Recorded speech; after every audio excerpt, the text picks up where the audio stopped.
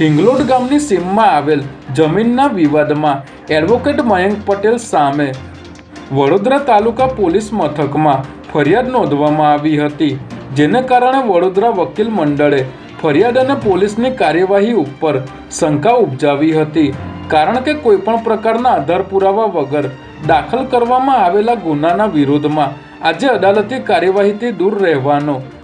વડોદરા વકીલ મંડળે ઠરાવ કર્યો હતો। જો કે આ બાબતે વકીલ મંડળના હોદ્દેદારોએ કોઠી કચેરીએ આવેલ ગ્રામ્ય એસપી કચેરીની મુલાકાત લીધી હતી અને રજૂઆત કરતા એસપી રોહન આનંદે નિષ્પક્ષ તપાસની ખાતરી આપી હતી।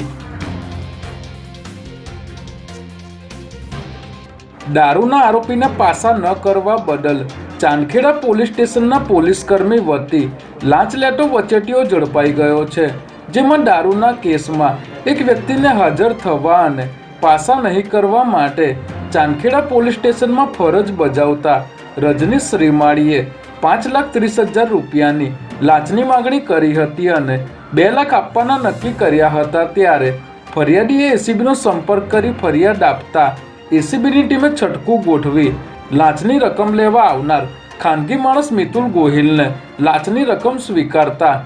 રંગે હાથ ઝડપી લીધો હતો।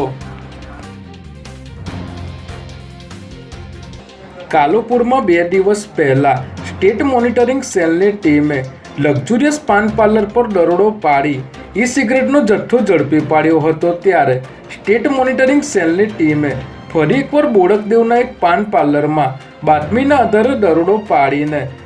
4.91 લાખની ઈ સિગરેટ,